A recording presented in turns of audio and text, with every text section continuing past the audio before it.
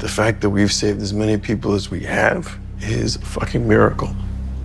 But you didn't save Leah. No, I didn't. And I don't know how many people I've helped today, but I can tell you every other person who has died. There was a man named Mr. Spencer who died in front of his children, and an 18-year-old who was brain dead from a fentanyl overdose, and a guy with a heart condition, and a little girl who drowned trying to save her sister. And I'm gonna remember Leah long after you've forgotten her. Oh fuck. I'm sorry. Sorry, you gotta go, man. You gotta go. You gotta go. Wait, Robbie, wait. You put him back in his bed, please.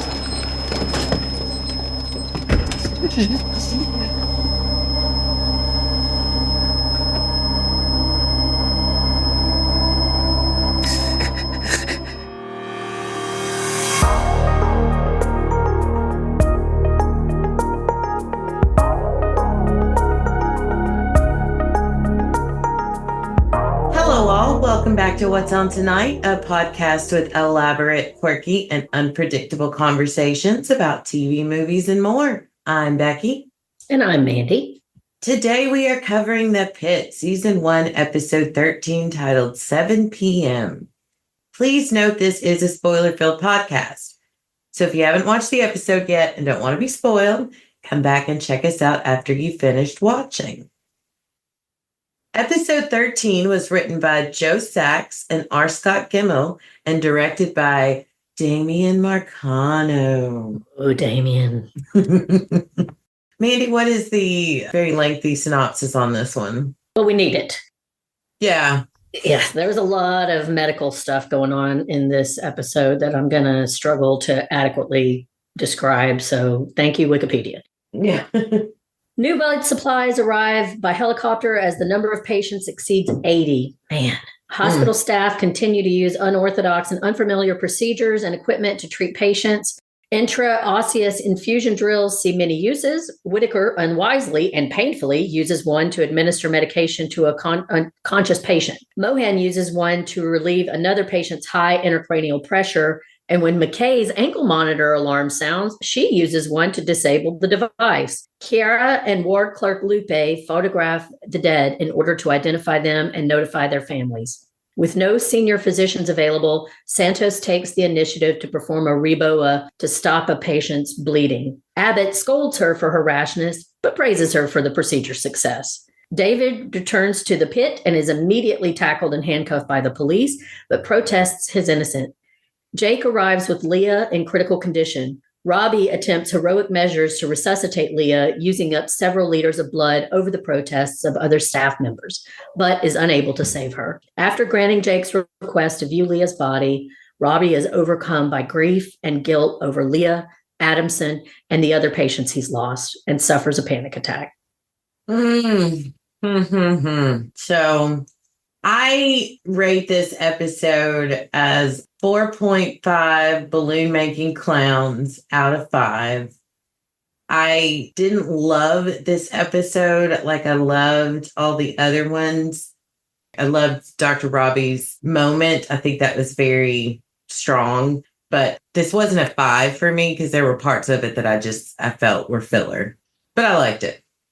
I think a sense that I've been having more and more as we get closer to the end is when we go back and we watch all of these episodes in one binge, we're going to see and experience things very differently than we are watching them one at a time, which is, I think, part of the brilliance of the people who wrote this show, because you're going to have two very different experiences of getting into these people's heads. I know what you're saying about this episode feeling like filler. I wouldn't have used the word filler. I would have said more like it's moving the plot along. It was just a lot of medical emergencies all at one time. Some of the in-depth emotional challenges and interactions that we see in most episodes just weren't there by and large because they're deep in it now. Yeah. I can't say I enjoyed this episode as much as others, and I still give it a 5 out of 5 because I think that was leading up to a point. And I think that when we go back and we watch it again, it will flow. And that constant stream of nonstop medical emergencies is probably going to further enhance the tragedy of Robbie's breakdown at the end. Yeah. It was a tough one, as we say almost every week now. That's true. So heading into the main part of the episode, I think the best part of this episode was all things Dr. Robbie. So we open up and he's still being very strong, competent leader, doctor. He's just being great. And I continue to love the chemistry of he and Abbott working together. And some of the procedures that they did this week were really cool. And that gave us a better understanding that you were right. Abbott was a soldier, and that is where he learned a lot of working under pressure. And I think that Sean Hoddesy did a phenomenal job he just was so good in this episode. I really liked their chemistry, and I like that he's confident, but he's not cocky. Like Langdon is cocky. Abbott is confident. And I think that they've got the same skills and talents, but the way Dr. Abbott plays it out, I just think is a lot better. And I think he treats the staff with good respect, and he is very good at what he does. By the way, I would like to give myself a few more pats on the back there for basically psychically predicting that he was going to have some kind of combat experience, and that's where he got so much of his skill. So, yay, Mandy. High five. But also something he said to Robbie, I can't remember what explicitly the quote was, but it was some kind of jargon that you would use in the Army, something like, she would have been called dead in the field or something like that. I still believe Robbie probably has some kind of combat background as well. And that's part of what makes him as capable as he is in these situations. And I also think that that's one of the primary differences between Abbott and Langdon. The thing that I think Sean Hatosi? Is that his name? I say it Haddisy. Sean is his first name, right? Yes. So the thing that I think his character and Robbie's character have in common is that there is a brokenness in their eyes that you don't see in some of the other doctors. And I think that's what you're seeing between him and Langdon. And I think the same thing about Santos. They've been through a lot, but life has not yet broken them through tragedies these men have seen. Maybe it's just that they don't have as much PTSD. I don't know. I just think that there is a cockiness that those two characters have. They all have their own damage, but I think that those two characters have not yet been humbled by life in the way that Abbott and Robbie have been. Yeah. Love that character. Was surprised to see on social media this week. There was an interview he did with the Decider, and the host was pointing out that she wasn't going to lie. She was kind of shooting her shot a little bit. She was saying, am I the only one that found it sexy when you were doing your own blood transfusion while you were operating? I get it, man. I mean, anybody that's able to look tragedy in the face and keep going, that's a badass in my book. And I'm really enjoying having this character in here. It's kind of that yin and yang where Robbie was the strong one in that first episode. And now Abbott's gone and gotten his sleep. And now he's in here and they're like two comrades trying to prop each other up. And I'm loving that relationship between them.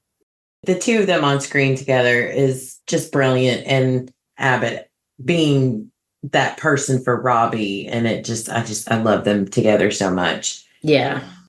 I mentioned last week how you can see all over his face that he is actively searching each patient that comes in and out of whatever room he's in. He's looking for Jake. And when he's out in the ambulance bay, he actually hears Jake's voice and he's immediately there. And we find Jake in the back of the truck. The way Noah Wiley's face looked before they panned over to show us the back of the truck, I couldn't tell if we were going to see Jake severely injured or his girlfriend severely injured. So that was very well played. Once he sees how severe things really are, that's when we slowly start to see the strings begin to unravel with Robbie. He looked relieved when he saw Jake. And I do want to give a side note. to Taj, I think it's Spates is his last name, the actor who plays Jake. I just think he did a really great job in this episode. And it was absolutely heartbreaking when they get Leah inside and it's evident. There's nothing that can be done, but watching him do everything that he can to help her, it really was reminiscent almost the way the staff was handling him, the way that they all rallied for Whitaker in the beginning when he was desperately trying to save a man they all already knew was dead. Yeah, that was hard. That you could see on everybody's face that they already knew what was coming. And watching him struggle with that was one of the most dynamic things of the whole episode, was watching how that played out. That, everybody else knew what Robbie didn't want to accept, and they knew it was going to break him.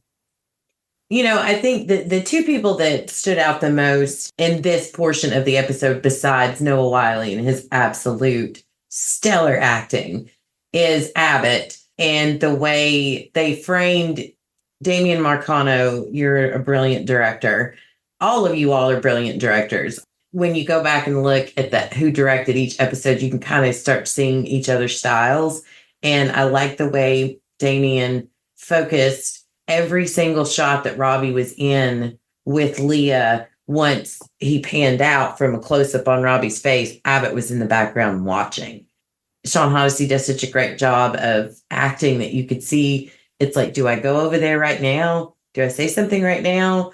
Or he'll just but everything he said, it was just subtle, gentle, not like hammering him. Robbie, this is crap. You shouldn't be doing this. He respected the severity of the situation for Robbie, where to Abbott, this is just another patient who's come in and there's nothing we can do. It's time to move on. And he much just says that to Robbie, but he says it in such a calm, gentle way that I just was really impressive and showed a lot about the respect that I think those two have for each other. Yeah, that's kind of what I was thinking of when I was talking about their relationship and how it seems like they've seen combat together before.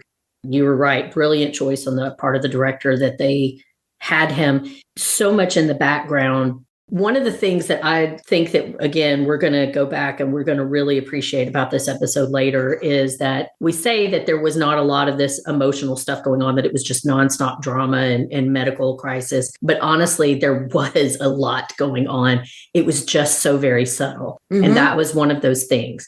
You were watching Robbie and you're invested in his emotions and how hard this is for him. We can, almost predict the crisis that's going to come up for him because of his PTSD and his guilt about losing her for a variety of reasons. But that's what one of the things that I loved was watching. Part of what Abbott was doing with everything else that he had going on was having Robbie's back emotionally. He was always taking Robbie's emotional temperature from afar. Like you said, it was just building and building. You could tell that he knew he was going to have to step in at some point and start reminding him of his duty to everyone else.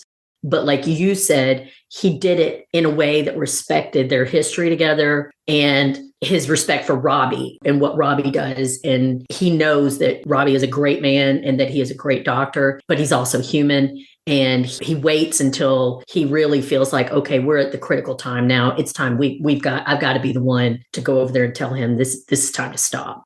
And I think it speaks to their relationship that Robbie listened to. Yeah. I don't know that he would have listened to anyone else. Maybe not. Maybe Dana. And she's the other one who really stood out to me. Mm-hmm. By the way, side note on Catherine Lanasa, I've been watching Daredevil, and she's got a small role in the new Daredevil episode. I heard the voice. I was watching it on the plane coming to Charleston, and I was like, wait a minute. I know that voice. And it was her. So she looks completely different. It's wild. But anyway, she did a phenomenal job of also being there for Robbie and the entire staff. The sad glances that would, from Mohan. And it showed the progression of each person when they learned, who is that Robbie's working on? Oh, that's Leah, Jake's girlfriend. Who's Jake? Well, Jake is this. And they're like, oh, crap. And it just, the way the director would catch each person's face throughout, just all of it was so amazing, so well done, and so well acted that I felt just like when Whitaker was trying to save the gentleman's life early on in the season. I felt Robbie's exhaustion. I felt his anxiety. I felt his pain. This woman is important to his son because he didn't give that much to any other patient and probably wouldn't have, but he was emotionally invested. And then she's gone. And once she's gone, we just see this flow of emotion wash over Noah Wiley. And then, he's got to go tell Jake she's gone. I think Jake's response to him, which I don't think was a fair response, but I'm also not going to chastise a teenage boy who just lost his girlfriend in a very traumatic situation for lashing out at Robbie the way that he did. But I think that comment was just, I have it here in my notes, that rubber band that was stretched way too thin already finally just broke and it all comes out. And while this happened at the worst possible time, I do hope that this is lethargic for Robbie to at least be able to let some of that anguish and sadness and anxiety and pain out. Because I'm a firm believer, sometimes a good cry, male, female, I don't care. A good cry can sometimes really change the way your day is going in some way. I hate to see it happen, but I do hope it's helpful. Sorry, I went on a long time about that.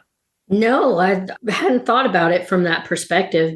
But yeah, I do hope that this breakdown isn't going to be completely disabling. It may be exactly what he needed in this moment. It was hard because you know what it's like. We have these kids in our lives that you would do anything in the world for. And here this man is going way outside of his own professional ethics and his own battle plan, as Abbott pointed out, to try to save this girl, partly out of guilt, I'm sure, but also mostly out of love for this kid.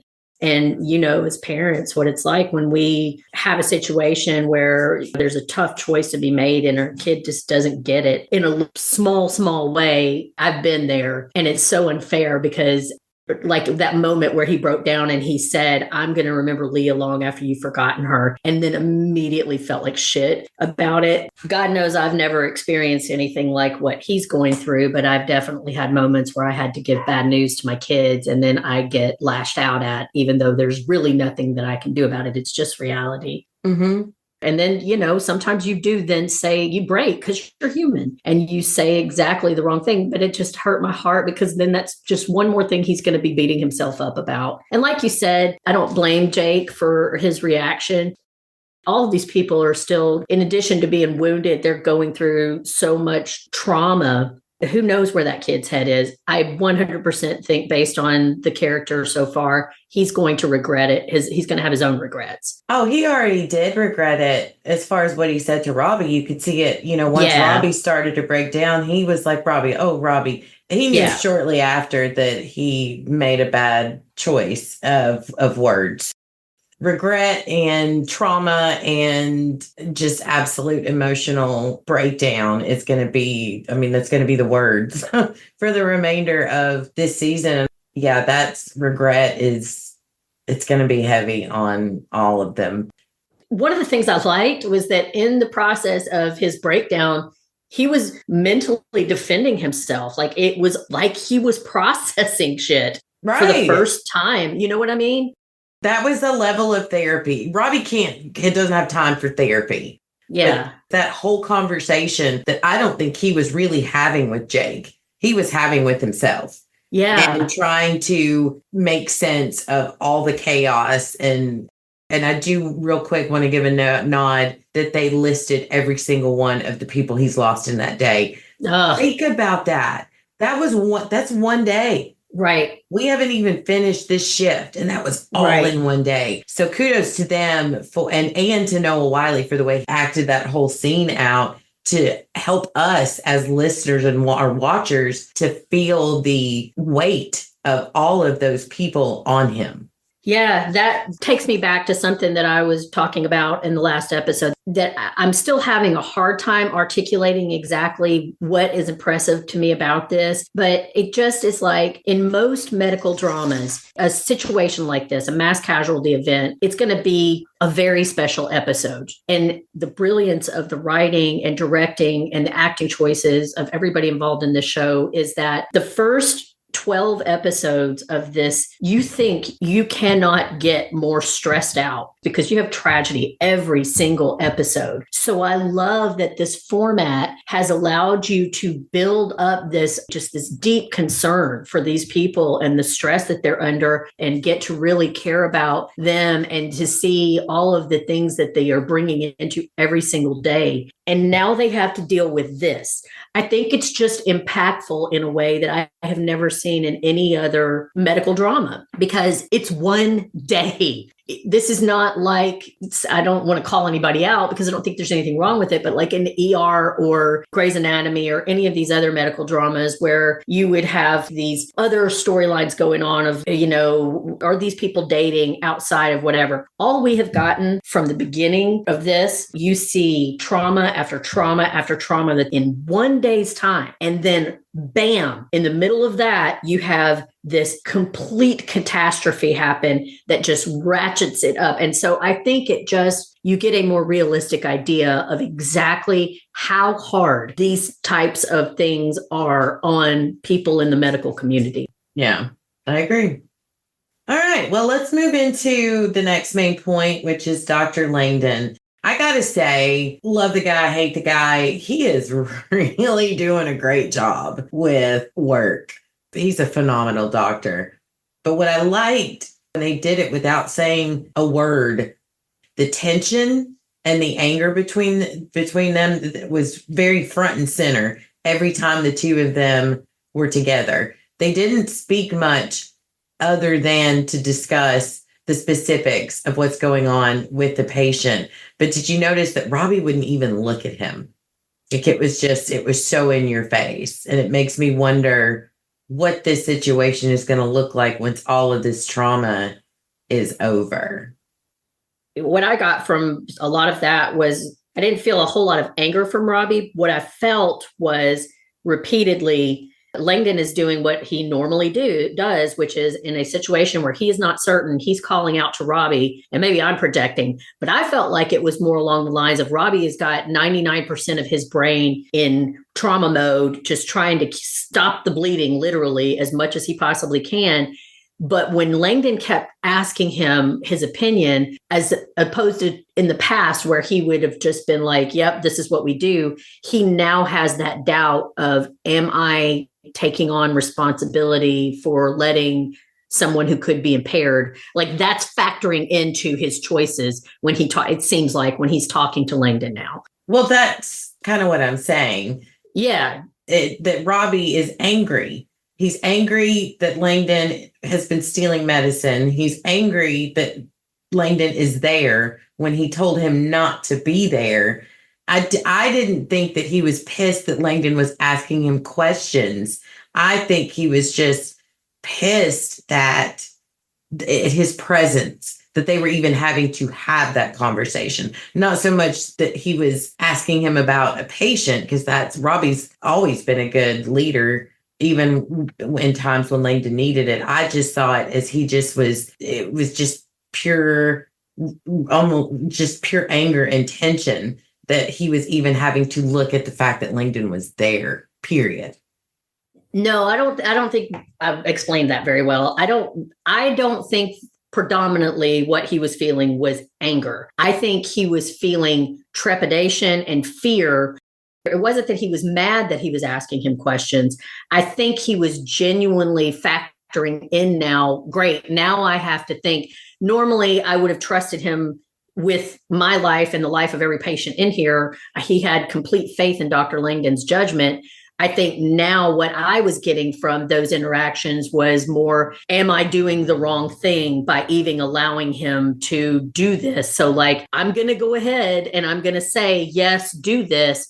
But I think in the back of Robbie's mind is now, great, is he going to kill that patient because he's impaired? That's an interesting take. That didn't even cross my mind. I just saw it as, like I said, he was pissed that he was there and he wouldn't even look at him. That's interesting. I think both are probably true. Yeah. So that's really cool. I didn't think of it that way. I think it's probably both, honestly. But I do feel like part of that strangeness in their interactions was that in addition to everything else he's got going on, he has to question, do I have a liability over here? One of the things I really love about this show is that I'm a person that genuinely, I love gray areas morally. I think it's good for us to understand that most of life is not black and white. And so I'm really fascinated by gray areas. And I think that's one of the great things about this storyline. There is no right answer. You have a man who has been caught out stealing drugs from patients and apparently working while he is impaired. But then you also have the fact that he is a phenomenal doctor. He's wonderful at what he does. And you are literally in a battleground situation. So there's a no-win here. In fact, there's no book that Robbie can open that says this is exactly what you're supposed to do in this scenario. And I just find that really fascinating. I'm loving that. Did you see the look on Dr. Shamsi's face? Or did you notice that little interaction when they were asking why the guards were there? Langdon said that they thought the shooter might be on the way there. And Dr. Shamsi said, is that true? And he said, well, anything's possible. And that look on her face when she went, don't spread rumors. Oh, Javadi's mom? Yes. Yes. I loved that. That was great. I love that the women are continuing to give Langdon all the business whenever. Every bit of it. I am absolutely livid for that. I do also think it was a nice choice that they had Langdon be the one to deal with the fentanyl overdose patient. Yeah. Honestly, thought I heard a little bit of humility there when he referred to him as my new friend. Yeah. Hopefully he is coming to terms with the fact that he is an addict. I started thinking about that when I noticed that interaction where he referred to him as his new friend. And throughout the series, I feel like he's always been weirdly compassionate and patient with people who have addiction issues. So that's a little foreshadowing that maybe we didn't see in the past. But I would like to see at the end of this, I would like to see Langdon take responsibility fully. Absolutely. And out himself to whomever and choose to go into rehab without Robbie having to tell on him. That would be, yes, that would be very redeeming. Yeah. For him to do so. So yeah. Fingers crossed, maybe that's what we'll get. Yeah.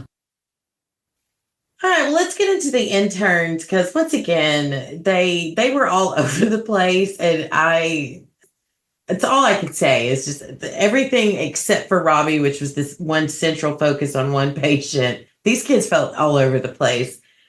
There was a lot of dark sadness in this episode, rightfully so. We're dealing with a mass shooting. But these interns gave us, each one of them gave us a tiny little smidge of laughter. Whitaker and Javadi are trying to figure out where 10 and 2 are on the helicopter pad. And Javadi's like, I think we just wait here and they bring us the blood. I don't know why that made me laugh so hard, but I had to put it in here because it was a cute little moment there between the two of them. Yeah, I thought so too. One of the things I thought about some of the interactions in this episode is it reminded me of whenever, and I hate to take everything back to restaurants, but that's pretty close to the kind of anxiety and stress that again, I'm not comparing dinner to saving people's lives, but just the immediacy and the stress that you feel in the moment. It reminded me of when we're new, you don't know the ins and outs, that mean customer that's going to come in and complain about everything, but you're in rush now, baby, and you just got to figure that shit out. And sometimes you are going to hilariously fail. Oh, yeah, for sure. Sometimes you're going to figure shit out and you're going to be like, yeah, I did that. And I got a lot of that from all of the interns this episode. Both of those emotions. Whitaker was, God bless Whitaker. Bless. He's just adorable, and his little shenanigans, he's just walking around with this little drill, sticking in the IO and the clown patient. I do want to tell y'all, I am petrified of clowns, but 2 years ago, I forced myself to watch the original make of Stephen King's It to immerse myself in it. And I'm so happy to say it might have been the fact that there was blood and gore everywhere else. The clown didn't freak me out this time. I think Poor the clown Chris. freaked himself out. Honestly, I got the feeling that he was real upset about the fact that he was a child's party clown. Right. And Whitaker's house, you must really like kids. He's like, no, not really. Yeah. No, it just made me laugh. My mom has that same phobia. Yeah. So I thought about both of you during that episode. And honestly, I hate to tell you, Becky, but I was a little bit like, now you know what it's like for me when people have the stuff getting stabbed in their eyeballs. I thought you might feel that way. And I was equally going, suck it, Mandy. That didn't even bother me. Look at me now. And the part of me that it's my mom's child was giggling a little bit, thinking about her going, oh, God, get that guy off the screen. Right. We give you brain worms. We give you dirty Band-Aids and a clown. You're welcome. Now a clown. Yeah. Poor mom. But I thought it was cute that Whitaker took Robbie's words literally and is going in and doing that. But it was, King, hey, Whitaker, let's have a timeout, and explaining what Robbie meant by that. It was a very comical moment and very Whitaker, but he does his best. He was bouncing between patients and he got a great catching the internal bleeding on Mr. Grayson. And, I need Whitaker to stop saying when asked about a patient, oh, they're okay now, because as soon as he says that, it starts going downhill. So I need him to stop jinxing himself. Somebody's about to crash out. King, I'm literally here crying, laughing, thinking about, why'd you do that? Yeah. And I really want to know the answer to that. I've never heard of an IO. I don't even 100% still understand exactly. It seems to be just like a multi-tool in a trauma situation. I would like to know, is it possible that a resident would, or they're not resident, what are they, intern? Are they? They're residents. They're. I think Whitaker is a third-year resident. Okay. Would that be an error that they would make doing that to a conscious patient? Or would that be something that in the real world scenario, by that point, you would know absolutely not, don't do that to someone when they're conscious? I don't want to know the answer to that because it was funny. And it was funny. Don't make this real for me, people. I need this. It was funny and we enjoyed that, but I do want to know. No, it's a good question. Yeah, I'm just curious. Felt like one of those things that somebody in the medical field would be like, I don't know if that would have really happened, but it was very funny. It was great. King trying to keep it together and figure out the right way to approach that, oh man, that did have me crying, laughing in an episode that was very hard to watch. And she's doing a great job. I mean, the way she took she used that as a teaching moment to teach Whitaker, no, we don't just go drill holes in people's arms all over the place. Her keen observation on a woman with a gunshot wound to the arm, dealing with PTSD. I have a question. I don't know if I want to get into this. I'm going to say this, we don't need to get into a discussion about it because we're going to get more into who the shooter and all that stuff later on in the episode. But I kind of wondered when she was standing there with that like lost look on her face, that not that she had something to do with the shooting, but that she might know who did. Yeah, I actually, and we can talk about it now. I don't care. I added that to our chart notes down there because I had the same thought. We can get into that right now. I do think that there is something more there. What that something more is, I don't know. And because we are going to get, I know, into someone else who could have possibly been the shooter, but I agree with you. I think that she knows something.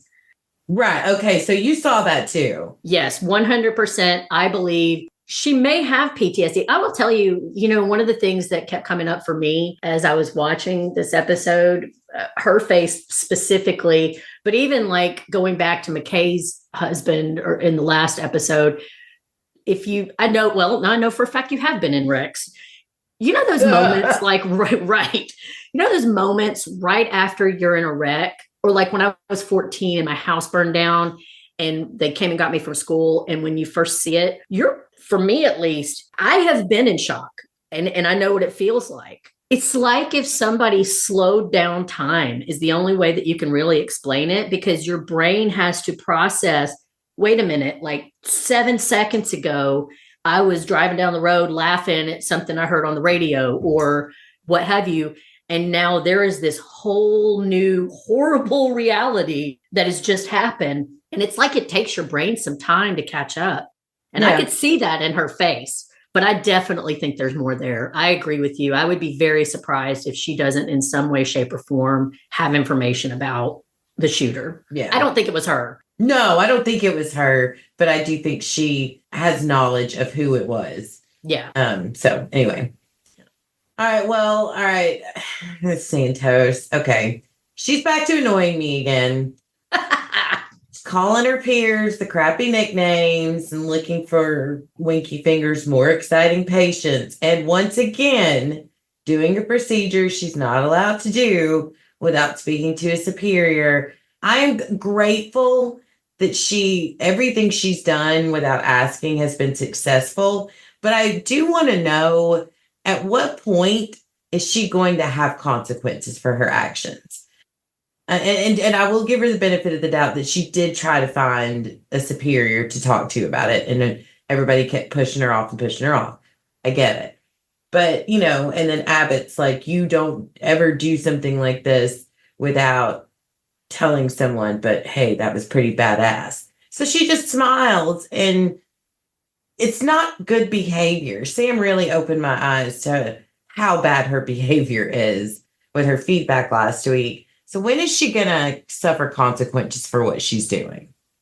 I don't know. Maybe that phone that she threw away, could be that guy was the shooter. We don't know. But I'm talking about the procedures that she's doing without, and they're successful. So she's getting a light scolding, well, except for Langdon, that was not light, but she's getting a scolding, but then she just keeps doing it. She is an impulsive person. She's an emotional person, especially she lets her anger or her excitement get away with her. And I was just using that it could be going off on that guy who was paralyzed. It could be just as we're talking about consequences that she had, could be killing somebody because she cowboys ahead without getting feedback from her attending first. Could be throwing that phone in. You don't know, because that is part of her character. Not surprisingly, I had a completely different take on this episode and her behavior because I'm a stan, and I am biased for sure about her. I see that there is growth here in her interpersonal relationships, and with the patients, I completely agree, but I still think she sucks with her peers. I'm sorry. Finish your point. I apologize. That's okay. I know why you feel that way, and I don't think I'm right or you're wrong. She just speaks to me more than I think she does to other people, because she does remind me a lot of me, and I use humor to deflect, and sometimes my humor used to be a lot more cruel, and I didn't even realize it at the time. I think it maybe was established at some point, or maybe we just had conjecture that she was in the foster system at some point. And you just build up all these walls around yourselves. And when you grow up a quote unquote tough kid, sometimes that kind of teasing back and forth language is all you know as far as making friendship. So yes, the shitty nicknames were back. But if you notice, like for instance, when Javati was about to go off to take care of something else, she did say, she called her Crash again, but she said, "Stay strong, Crash." And then she patted her on the back. So it's not going to be okay with anybody who just thinks that shitty nicknames are never going to be all right. But I think that she is definitely respecting her peers more. She is definitely doing more to be a team player. We talk about all the times that she's just gone off half-cocked throughout the series. This time, she did try really hard. No, she did. Tried to do what she has repeatedly been told to do. And at the end of the day, she saved the patient. And she was doing the same thing that a lot of these other doctors were doing, which is just innovating. Because in that moment, what do? You let the patient die, or do you go against protocol? I loved Abbott's aside to her because, again, this is one of those moral gray areas. And I think Santos is a morally gray character. And I think that's part of why I love her. I think she has a good heart. I think she is a kid. I think she came from a shitty place and she has a lot of growing up to do. You asked when she'll see consequences. If she's in season 2, I'm betting that's when we see a consequence. we're going to see her having a moment where she does something half-cocked and it ends up really endangering a patient or possibly even killing a patient. And that's how she gets broken down to the point where she understands that she comes across as a callous or cold, and that sometimes her choices have really bad consequences. I liked seeing her get back in her groove this week. And I loved that she's still taking direction from King. She's not pushing back on King, her being in charge. I love that she is listening to what her fellow interns are telling her to do. And when appropriate, she is taking direction, but she's still Santos. You're right. And, in this situation, it's kind of like Robbie letting Lena come back. What are you going to do? At the end of the day, she saved that lady. Yeah. Well, I don't know. I just, God, he's Brianna, you're brilliant. You are so brilliant. My favorite characters are ones that I love and hate all at the same time. And you are that. I will say, which brings me to my last point about the interns and residents before we go into chart notes, is Mohan. The one nickname I loved Santos giving was Ganja Grayson for the pot smoking hippie dude. I absolutely love that. And I wrote here in my notes just one sentence on Mohan being a badass doing that burr hole in Ganja Grayson's head. That was pretty cool. Mohan, every episode is just shining brighter and brighter and brighter. And I am becoming obsessed with her. Yeah, she's a phenomenal actress, and that's a great character. I like every episode. Agreed. There's not a scene that she's in that your eye doesn't gravitate to her and what she's doing. Well done, Ganja Grayson. I will give Santos 2 thumbs up for that. All right. So moving into chart notes, we have a new person, Bridget, who is the night shift nurse played by Zylan Brooks. Thank God Dana's got some backup here again. Oh, for sure. She looked so familiar to me, but I went through her IMDb and I couldn't really recognize her from anything else that I'd seen, but I just wanted to welcome her to the chaos. Second chart note, we talked about a little bit. I no longer think David's the shooter. Yeah, I don't either. I don't think it's him. Well, I was still on the fence. More on the fence than I am. I can't say for sure, certain that he's not. I am far leaning against it because when Robbie went in that room with him and came back out, he did not seem like, I think if he'd gone in there and he thought that David was the shooter, I don't know that David would have walked out of that room at the point that Robbie was at. Yeah. The fact that it didn't even come up when he was talking to Jake, I get the impression that David can probably be checked off the list now. And thank God. I would love for this to get through where there is a message that maybe even whoever it ends up being, David learns a lesson from this, from all this tragedy, that this is where anger and not dealing with trauma and all of that can get you. I hope this is going to be a better outcome than I feared for that kid. Okay. As a mom of a teenage boy, I do think that one of the really great storylines that they have is this idea that there is a male loneliness epidemic, that there are a lot of young men that are feeling disenfranchised and they've gone through traumas, especially, going through COVID as young people, being isolated, not being encouraged to talk about their feelings, and having all these online influencers who make them feel like the world is out to get them. I would love to see this play out in a way that this kid gets saved instead of turning into a monster. I hope so. I really, really hope. Now, let me ask, if it's not David, who do we think it is? Do we think it's anybody we've seen? The only person that would make sense to me would be the guy that punched Dana. Doug Driscoll? Yeah, and I wonder if that woman is his spouse. Mm-hmm. Or something, and they were at the thing together and he just lost his shit. But it doesn't make sense to me necessarily why he would attack people at the Pitt Fest. But again, if you're that angry to kill a bunch of people, maybe your location doesn't matter. He's the only one that we've seen so far that stands out to me. What about you? Yes, that is definitely a front runner. He clearly is a bigot. I started trying to pay attention to the gender and racial mix that we had seen that had come in. There are quite a few people of color. There are quite a few women, but that could just be coincidental. I mean, it's a festival and Pittsburgh is a multicultural city. So I don't know that that means anything. Another thought that I had is the dead guy, because when they talk to his wife, she's where's my brother? And he got killed by friendly fire. That was a thought I had. That might just be far out there. If I had to bet on something now, I would bet it's somebody we've never seen before. Yeah. Again, I make the joke every week of trying to speculate with this show, and it always is something completely opposite.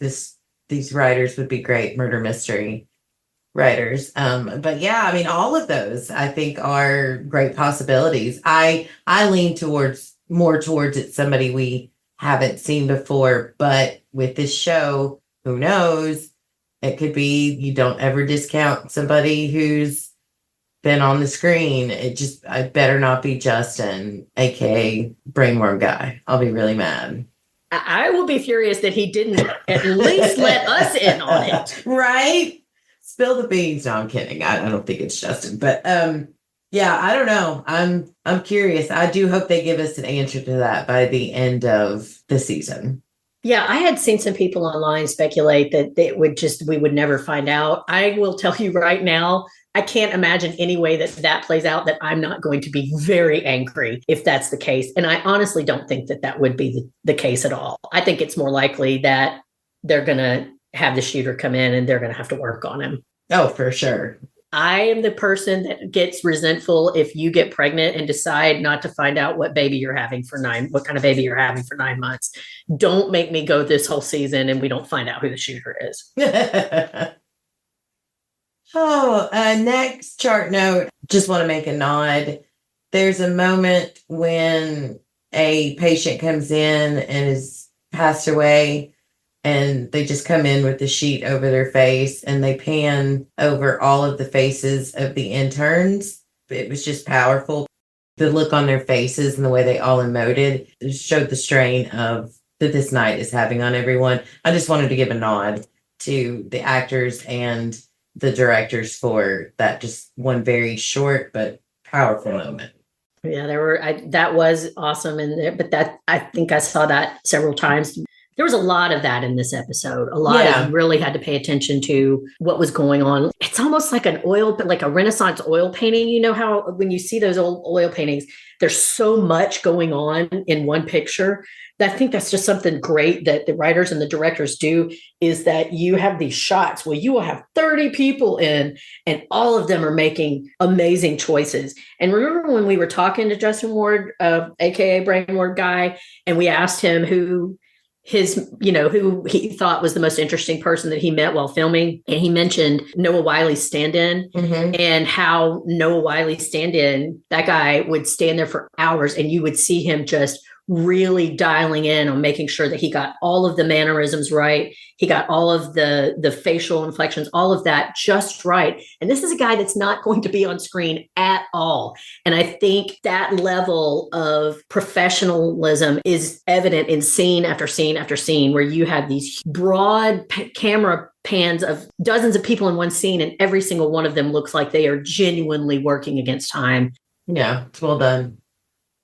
So next chart note, we have Kiara and Lupe in the makeshift morgue and them having to take photos of the deceased to show the loved ones for identification, and then having to tell Vincent's wife that he's dead.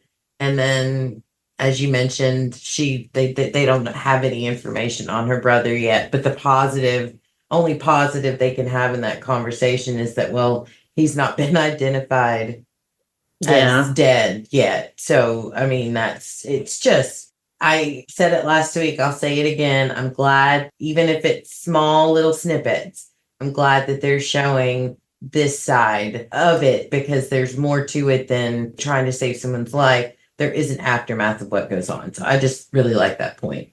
Yeah, and social workers are so hugely important in a place where trauma happens 24/7. And I loved the act. I want to give kudos to both of them because I loved the choice they made to have them both say, we're sorry at the same time when they had to break the news to her, because it was so real. Like the awkwardness of, even though these women are professionals and they deal with things like this is an extraordinary circumstance and it's so hard. You know, these women are human too, and you don't know what to say. The fact that that was the reaction that they both had, I felt like that was a very genuine choice that they made. I think that was very realistic. What else are you going to say? There is nothing. Yeah. Then we have McKay giving her monitor an IO, and Whitaker, you going to get in trouble for that, McKay? Probably. Yes.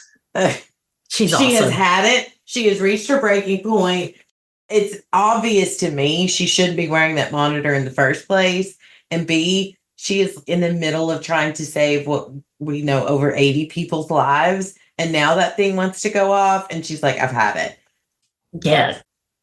And then there's that moment where Harrison says he has to pee and Chad tells him, well, I told him to pee in the sink. I'm not going to lie. There's been moments where I, in my younger years, been in a situation where I've really needed to pee and the only available areas were sinks. And I've done it a couple of times, but out of desperation.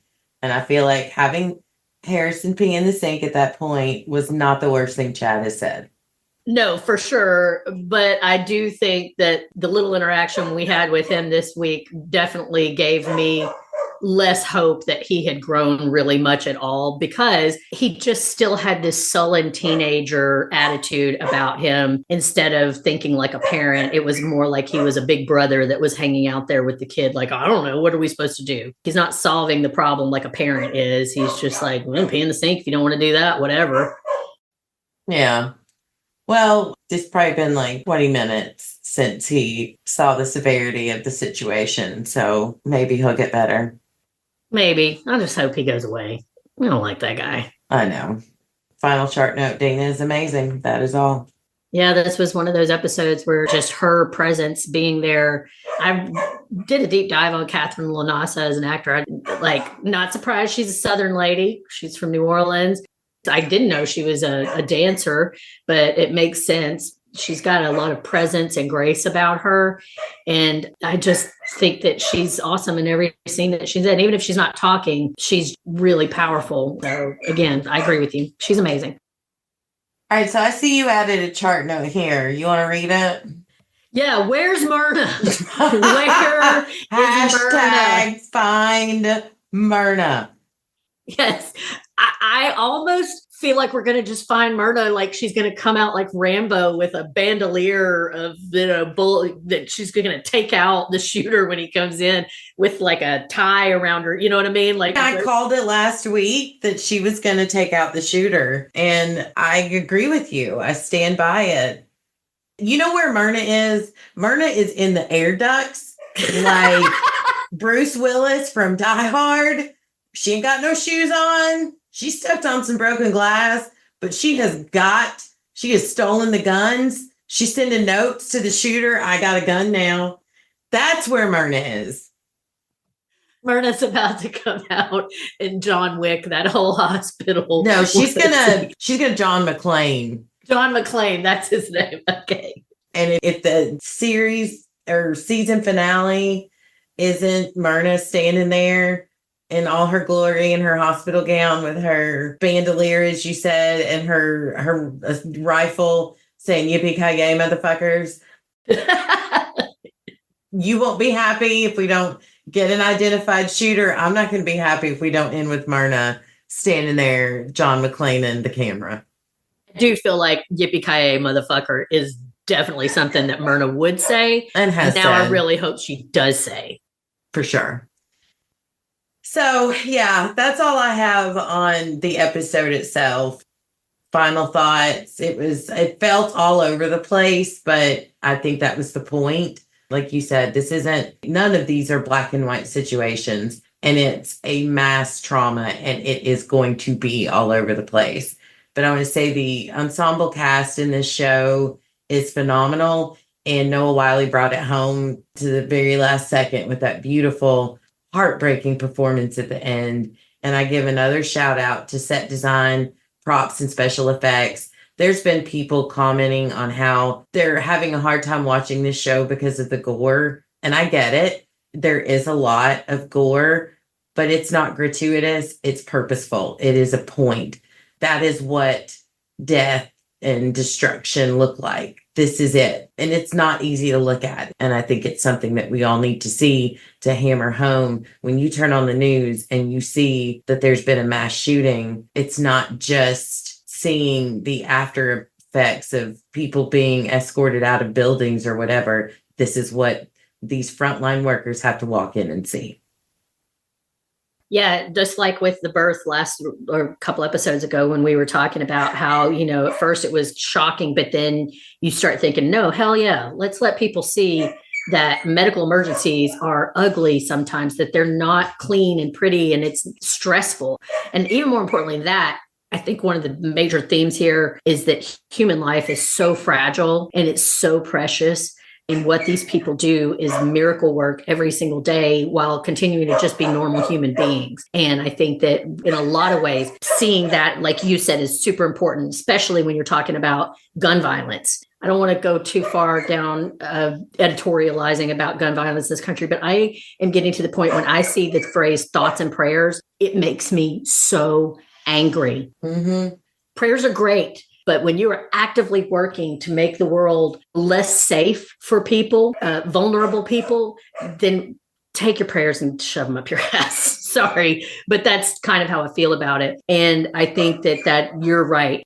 For instance, one of the things I noticed this week when they were operating on her, when they ripped her shirt open, they were very careful to not show her nipples, which sounds stupid, but I respected that. I mean, this is a teenage girl, and I think that there probably were a lot of conversations about how do we portray this as realistically as possible without making this teenage girl an object of sexuality for weirdos out there. And I think that they have given a lot of thought to the best way to walk that line, like you pointed out. I don't love the gore, but every time they show it, it seems very purposeful.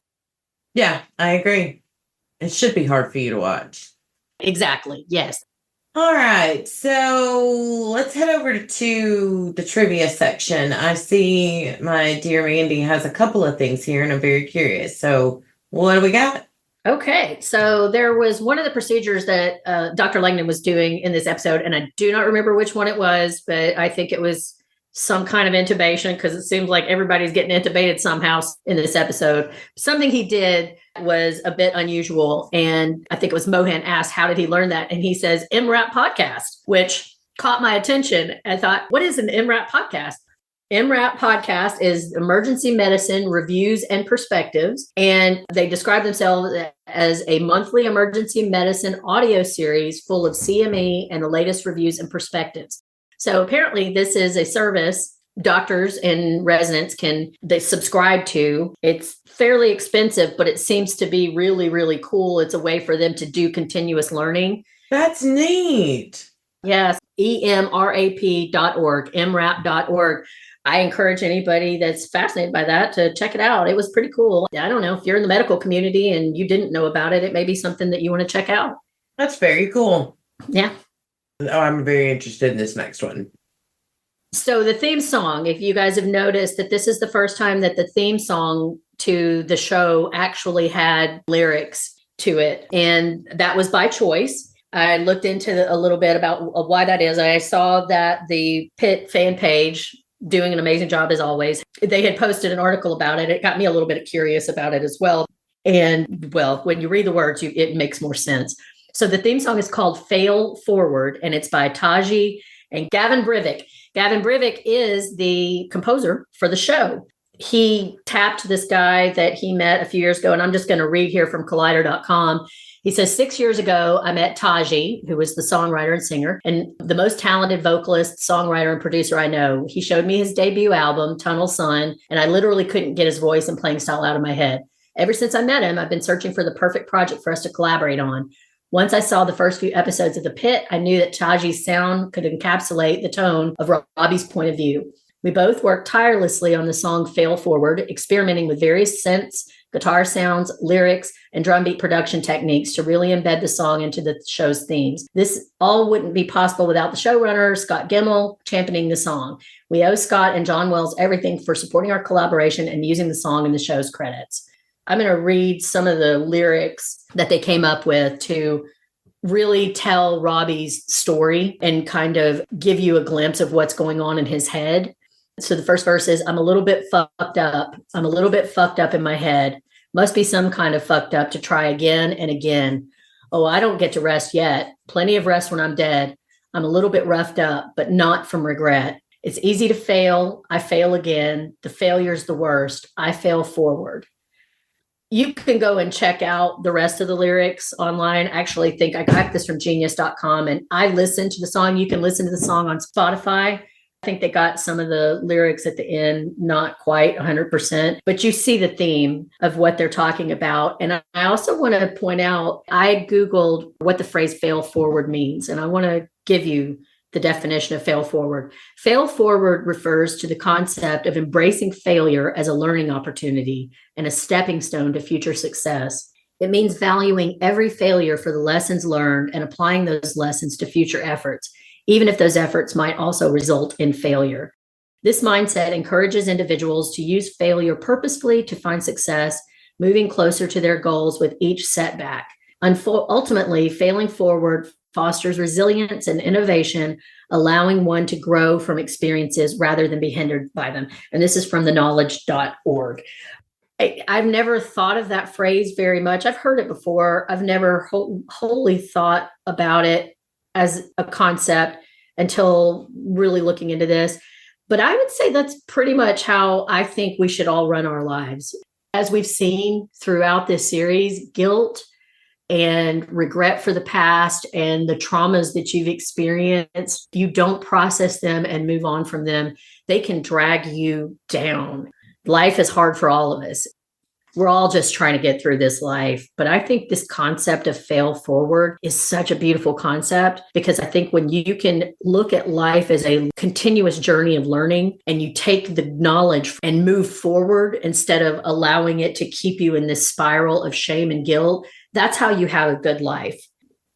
Yeah, I agree. I tell the kids in my world all the time, you're going to make mistakes. There's going to be errors in life. But the best thing that you can do is take those and learn from them. I am sitting here a ball of mistakes, but they've all been lessons learned and I grew from them. So, yeah. When I keep standing up for Santos, largely I'm standing up for young Mandy. And if I think back on some of the things that I've said or done, and I just stayed in that place of regret instead of choosing to move forward, couldn't have anything. And that's part of why I love that character so much. And I think she does have potential. She might grow to be a Robbie or an Abbott one day, you know? Hopefully. I certainly hope so. Yeah.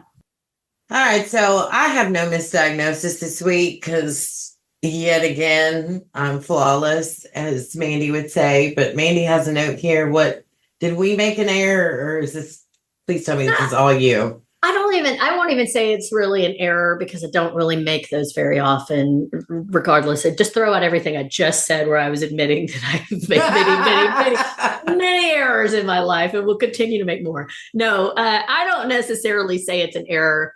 But I want to amend what I said last week about the guy that was coming on as night shift crew leader. What's his name? The guy that Dr. Shen.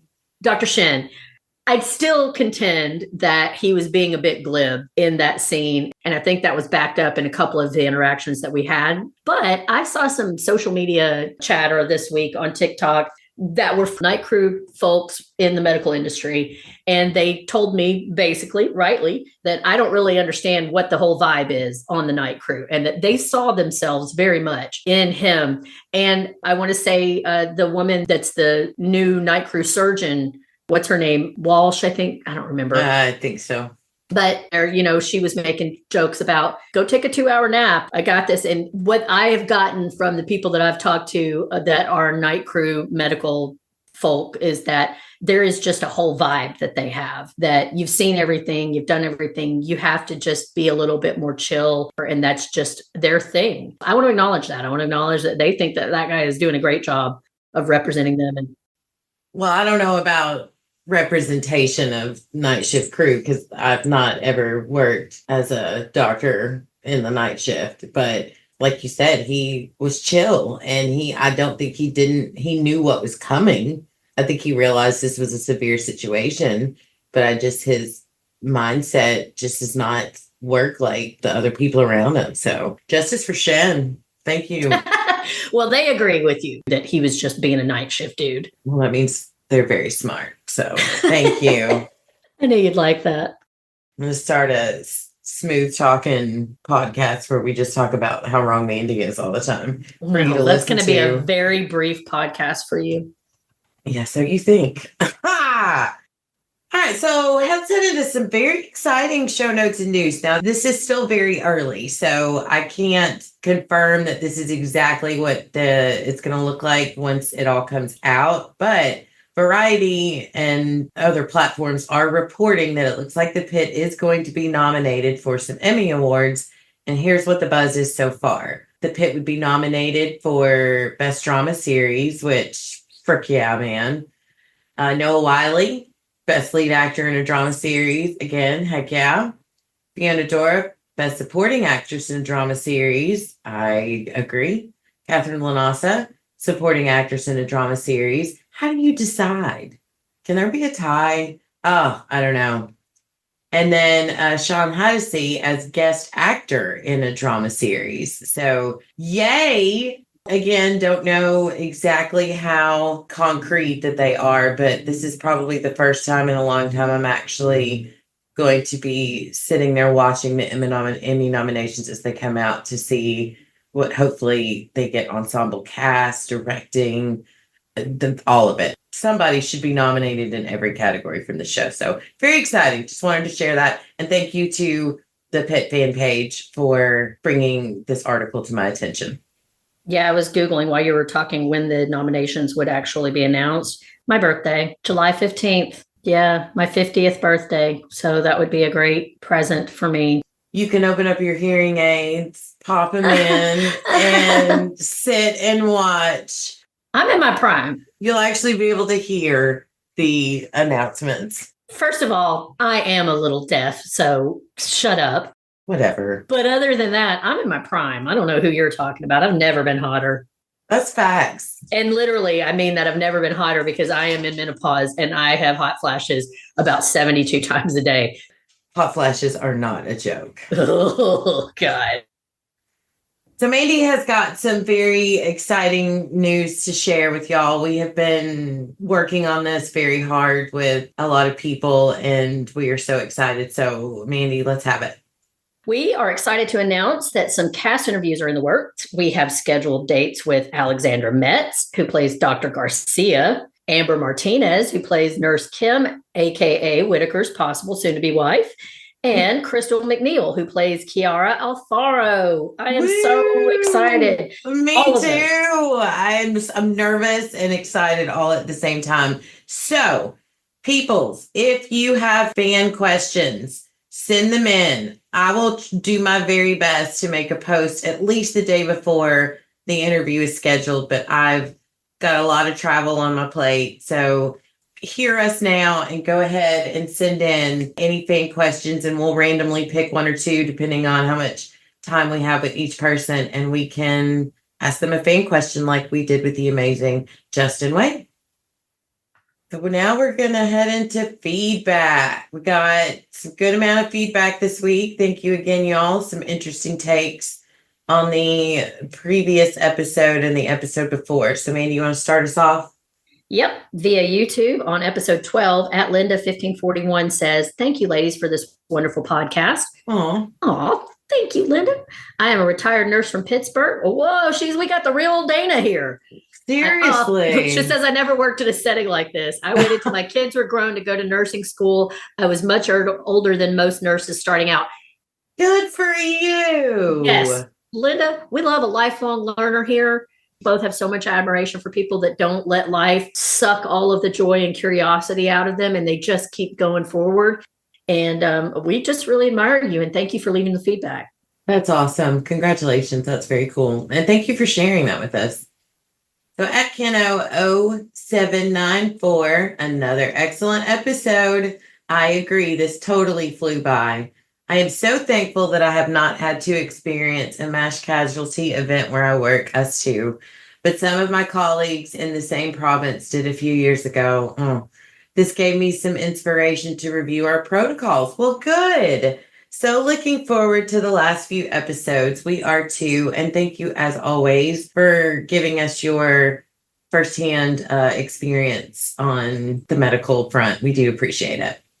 All right, via the Pitt with Noah Wiley on Max fan page. Iduna Starhawk. Man, I love these names. You guys are so creative. Amazing? Yes, it makes me feel so uncreative sometimes, but I just love them.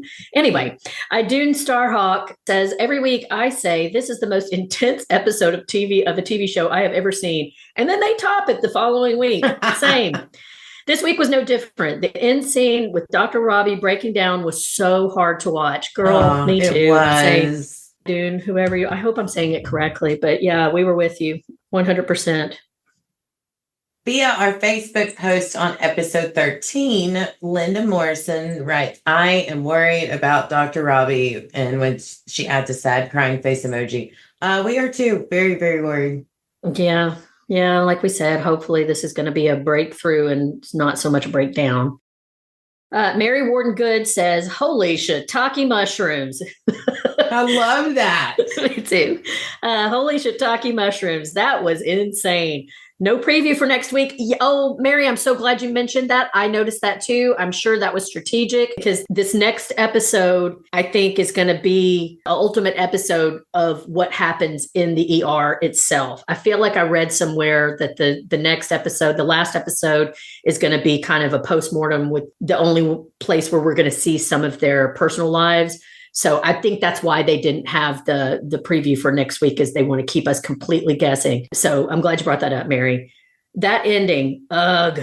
Mary goes on to say, my heart broke for him. I don't think David did this. My bet is still on we don't either. My bet is still on the jerkwad who hit Dana. Yeah, I think that's a possibility too. Strong Mary. possibility, yeah. Kathy Castillo Johnson added, same. I don't think it was David, but I'm wondering about the woman who might have PTSD. She might be related to the suspect. Ah, so true. Yep. And Linda Morrison also added, I don't think it was David either. So I think we're a lot of us on the same page with that it seems like it's less and less likely that it's going to be that kid, that it's going to be somebody else. So Maureen Wilson writes, that was his soul crying. Oh my gosh. Yes. And via Facebook Messenger, she wrote, good luck recapping this one without breaking down. Love that Dr. King threw a lifeline to Whitaker, who is losing it. He kind of is. And Santos, did she serve a tour in the Army or a MASH unit? She's got mad skills. Huh. Yeah. How old is she? She's youngish, but she's in her 20s. I mean, I think she's old enough. That's interesting. Yeah. And it would also explain why she had, that Abbott had kind of that affinity for her. Yeah, that's a good question. Erica Lynn. Hey, Erica, what's up? Between me sobbing and holding my breath, this episode sat with me far after it was over. The fact his straw that broke the camel's back breakdown happened in the same room his mentor died in 5 years prior is gut-wrenching. Erica, I'm going to interject here. It's killing me that this is all in the peds ward. Back to Erica's comment, Erica goes on to say, as soon as I noticed the animals on the walls when they were coming in to quote-unquote claim Leah's body, I knew it would be terrible. I wanted to give so much praise to Noah Wiley for that scene because wowee. So via our email, Gerard Mariak, he says, I actually disliked a lot of this episode. In no order, Jake being a blubbering fool blaming Robbie for Leah's death seemed to stretch. Like we need some kind of commentary so that Robbie can have a breakdown. That's kind of funny. Right, like he hasn't dealt with enough that he couldn't have just started crying on his own. The supposed shooter kid just strolls back in the hospital like he had no care in the world and didn't know what was going on. I don't think he did. And, oh yeah, the mom still just happens to be out in triage. The kid is wearing the same clothes, has no blood on him at all, seemed awkward. Also, we are at 90 or more victims. Giant holes in the victims because the shopkeeper's gun was too small to make these holes. It's hard to see this being a walk around shooter. I don't think anyone in any episode has said that. Also, I really don't know where they supposedly held Pitt Fest, but none of the Pittsburgh venues are near a high-rise hotel where someone could have an arsenal. Even in previous episodes, I thought some scenes were jammed in to make a point. The Coffin Kid Unmasked is called out in an ER of 100 people who range from junkies to homeless people, and someone gets mad at an unmasked child. LOL. And the weight bias scene was just an error. The one doctor claimed that McKay was biased against the heavy person because she thinks the woman is automatically unhealthy due to weight. But McKay did just the opposite of that. She considered that the woman was sick and tested for UTI. If anything, she thought the heavy woman was healthier than she was. So that was a complete conflict with the scene. I absolutely love the show, but there is some sloppy writing. Thank you so much, Gerard, for writing in. We also received a voicemail from our leader, Mark, on last week's episode. So let's hear what he has to say. Hey, Mandy and Becky. It's Mark. I just wanted to give my feedback for the Pitt Season 1, Episode 12, which was, oh my god, so intense. I can't really fathom what was going on. And for the people that were actually involved in this particular episode, honestly, it was amazing. We got Sean Hennessy coming back after episode 1, coming back into this fulcrum of this particular, it's like this shift, and with Noah Wiley as Dr. Robbie, embracing him and loving it, and having his staff on there. But everybody coming together at what they say is called Pitt Fest, because it's like a really intense episode in the sense that it's a triage episode, very much almost like in a ER or Grey's Anatomy kind of episode, but in realism and real time, and I really do enjoy it. I really do enjoy the actors that are there. You see still the drama between Dana Evans, Dr. Santos, Dr. King, Javadi, and Dr. McKay, and as well as Whitaker. And then we get, of all people, Dr. Langdon back. And he's there trying to help and trying to do the right thing, even though, he was outcasted. And I was like, whoa, what's going on here? And it's amazing. The drama within it and the fact that it all happens within one day is amazing. I just want to say that out to the listeners. Becky and Mandy have been doing a great job, and I love what they're doing. Aw. Thank you, They've been Mark. basically covering this show from the time it started, and they've been doing such a great job. And I'm so glad for them. Mandy and Becky, you guys, I know I love you guys. I just love what you guys give. And this episode was so intense. I really can't really surmise what I could state, what I felt throughout the whole episode. But the thing is, you guys gave us a lot. And all I could say is thank you for your coverage. Thank you for your insight and everything about the particular episodes that were going on for this past season, and your continued coverage. So I look forward to what you have to say about the episode. But this one was very intense, and I loved every little aspect of it. How integral everything that is within the episode, with all the actors, the dialogue, everything. I just love it. So, with that, I'm going to say thank you. Goodbye. Oh, Mark, that was awesome. I love the sign off, Mark. You know we love you. Yeah. And we appreciate you. Man, we appreciate you so much. If you hear me talk about Pirate Core Entertainment and Mark, that is Mark. And he is a big reason why we're here and able to do what we do. And that was very sweet and insightful. So thank you so much.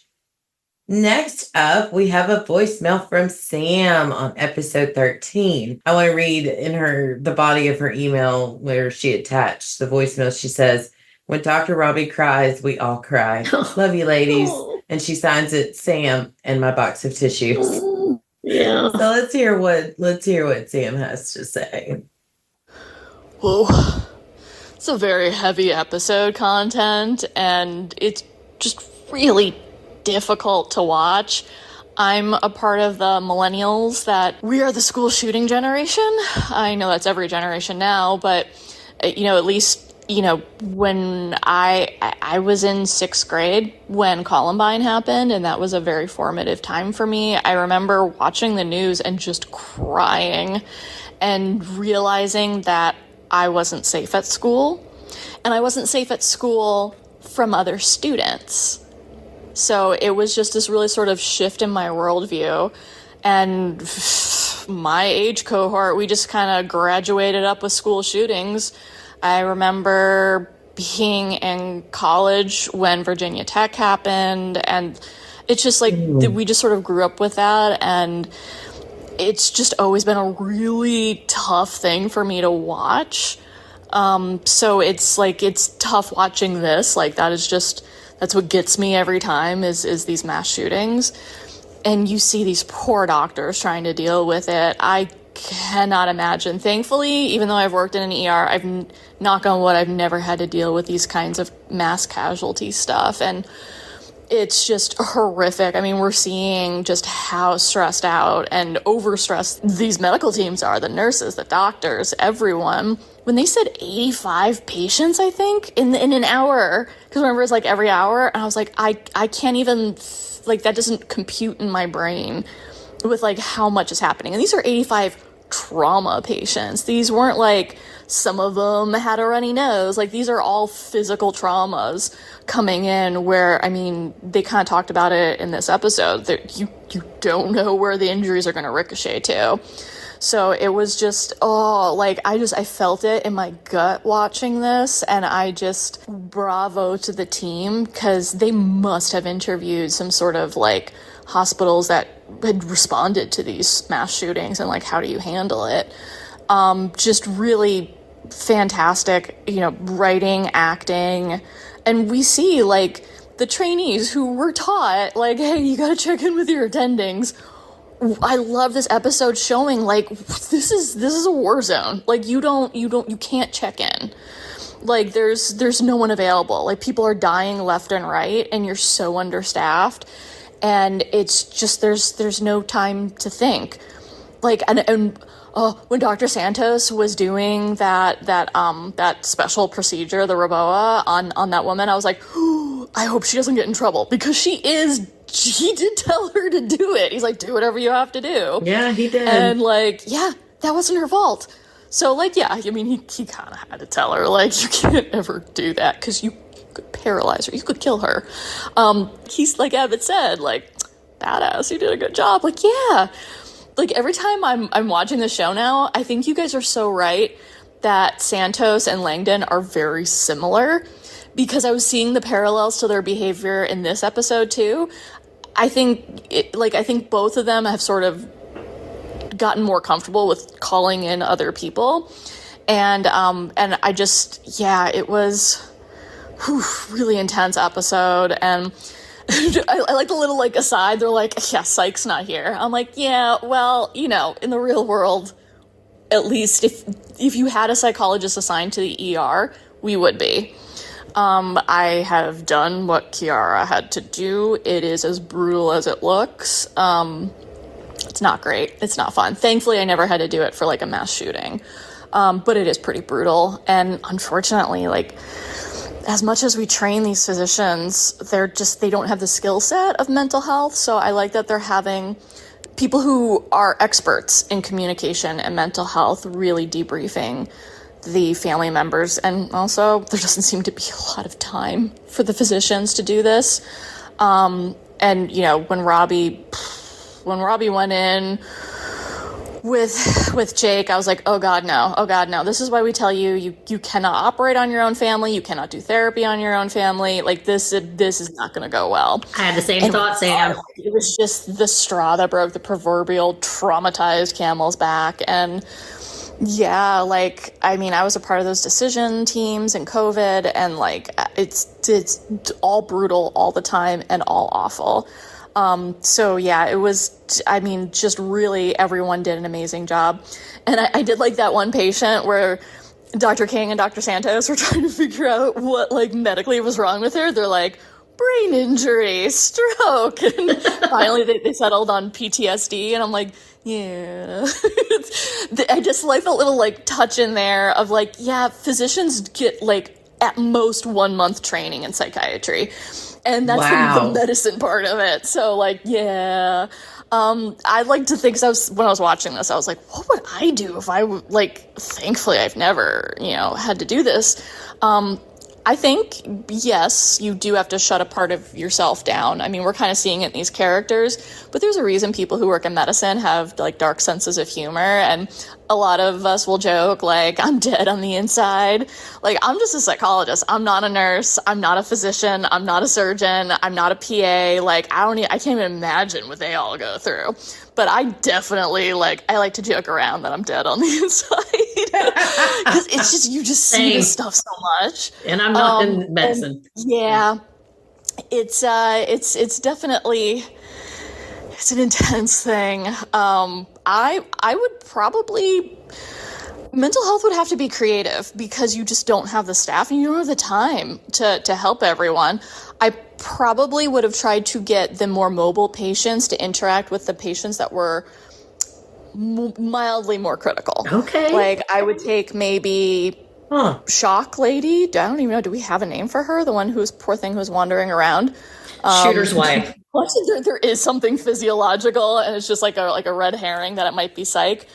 I would put her next to, I can't put next to hippie guy, but I would put her next to someone that she could help and encourage her to help, because not only are you freeing up staff, but you're also using their helplessness to empower them for that. And of course, this would have to be creative.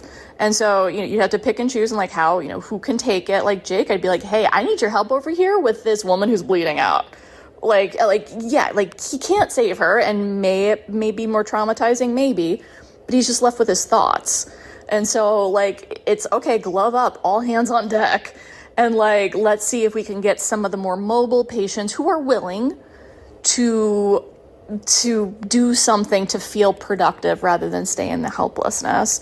We see this a lot when there's big accidents or something, people want to go and donate blood and stuff. We want to feel helpful when something like this happens, so I would have just suggested that. I thought all the trainees were rock stars, and this is so far outside of anything in their scope, and dear God, none of us want to go to a hospital when there's been a mass casualty.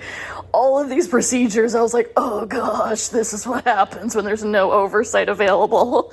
You definitely don't want it. They did a great job with what they had to do, but it's not great. Even that surgeon was like, if she wakes up, I'm like, yeah, no, she did what she had to do, and that's still not great. Thank you so much for your lovely response to my feedback, and you ladies are doing a truly wonderful job, and I cannot wait to hear you guys help us process what poor Robbie went through, because, oof, that's rough. Thank you so much, Sam. I am super happy to announce that Sam is going to be guesting with us next week. I can't wait. So I can't wait to get her thoughts on everything. I love the way your brain works, Sam, and we've never even spoken in real life yet. So I am so excited about you coming on next week. And I want to make a couple of points. One, you pointing out how many victims there were, it made me have the thought that we might be looking at more than one shooter. We didn't discuss all of that. Oh, but the number of casualties that we are seeing, it is insane. And it leads me to believe that there may be more than one. Secondly, I want to tell you, we could get into this more next week when you're on, maybe. I love that you pointed out how important psych is for there. I love what you do. And I love that you're advocating for how important that is in situations like this. I know one of the issues that I had when I first went on psychiatric medication, when I acknowledged that I had depression and anxiety, and it was probably something that I needed to be medicated for, was that I initially got it from a general practitioner who had very little psych training, and he had no real bedside manner in dealing with me. He's looking at somebody who is in emotional crisis, and he just told me, this is just who you are now. Just deal with it. And I am so grateful for the psychiatrist that I then went to and talked to that helped me to understand that what my body was going through was by and large a chemical process that was outside of my control, and it helped me understand how medication worked. So I want to move on from that, but I just want to tell you, thank you for what you do. Amen. Amen to all that. And we're, again, super excited to have you next week. Yeah. Thank you again to all the people who wrote in and called in with feedback, and for all the love. Man, we love hearing from you all every week. This just makes this so rewarding and great. And it's just, we really appreciate it. You are part of the team. Amen to that. And a special thanks to the Pitt fan page. You heard earlier, they're doing a lot to help us get in touch with some of these actors on the show and giving us great content. So special thanks to the Pitt fan page, and also thanks to the Pitt with Noah Wiley on Max and the Reddit, the Pitt page, for providing us so much content and allowing us to post our episodes and whatnot on their pages. There are links to all of these pages in our show notes. Please check them out and show them some love. So we have last week's poll results. This one was not surprising to me. I think the response to this one made a lot of sense. But the question was, should Robbie have done more to get Langdon out of the ED? What was our results, Mandy? Out of a total of 13 votes, every single one of you agreed that no, he was in the middle of a massive trauma situation and he didn't have time to force the issue. Amen. Amen, I say. This week's poll, normally Mandy and I banter back and forth about what this week's poll should be, but I knew her brain and went ahead and just put this one in. And when she saw it, she was like, oh my gosh, that's exactly what I was going to suggest. It's our hive mind. So, yeah. So this week's poll's question, do you think David is the shooter? Yes, it is absolutely him. All signs point to yes. Or no, it's too obvious. It's got to be someone else. So we will post that once we get this week's episode up, and we'll pin it like we did last week. So please check it out and let us know what you think. If you would like to get in touch with us, leave feedback, or just say hi, you can email or send us a voice message as an attachment to whatsontonight2@gmail.com. You can visit our Facebook page where there will be a post for the next episode, and you can leave feedback in the comments section, or send us a message through Facebook Messenger. We can be found on Instagram as well at What's On Tonight Podcast with the number 2. We would greatly appreciate it if you'd leave a review, comment, like, and or share on your podcast listening app of choice.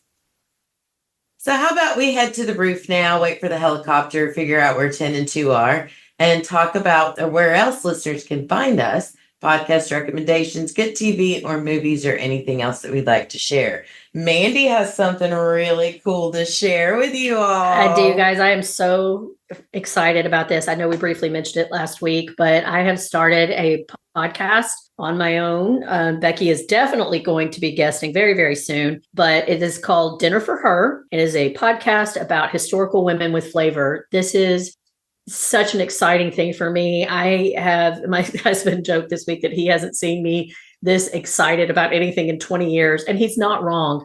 Basically, the premise of, yeah, I mean, I feel like, I was like, Eric, is this what serotonin feels like?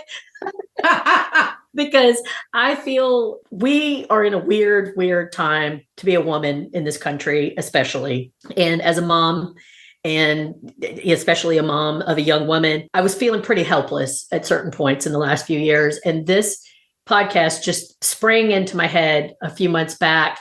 And it just feels like something can make a real difference to me. And I say that not because of my hard work, but because this is going to be a collaborative effort.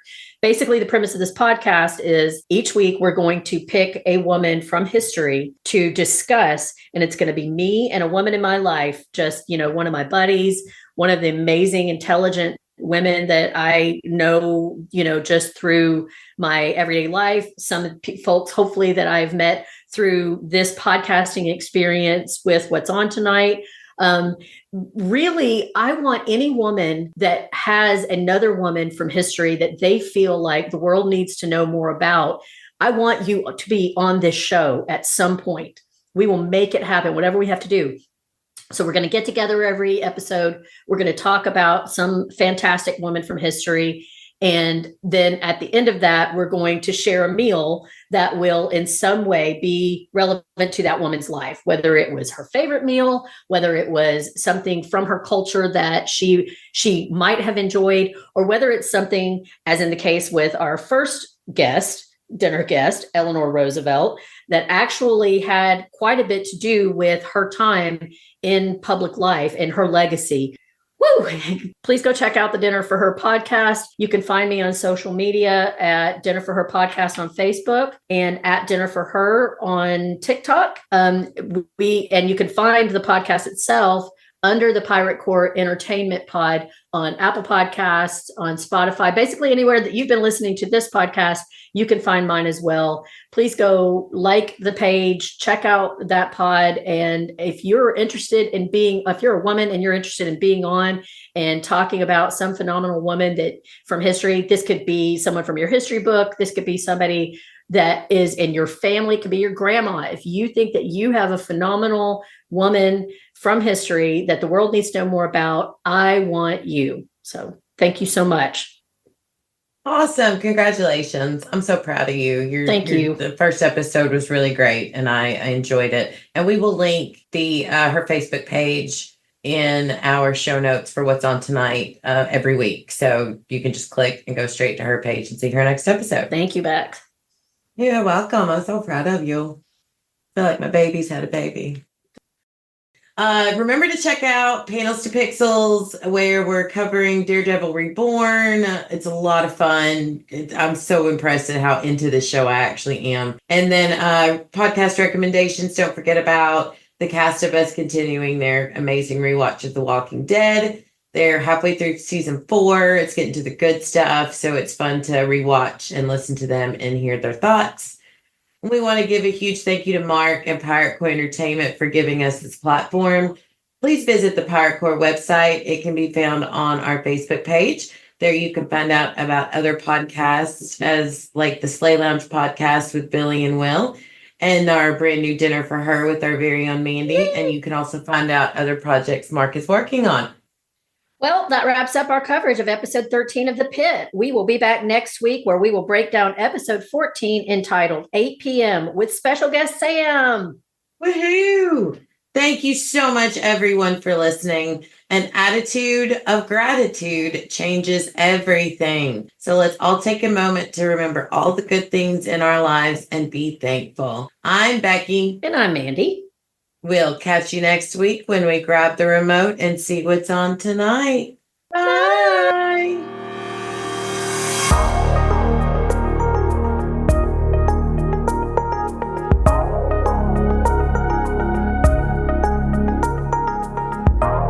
With this podcast, does that make you my mom? It makes you my bitch. Becky. Another great show. Thank you guys for coming out. To-go bags are over there. And just remember, all gifts that are given by the What's On Tonight show are taxed.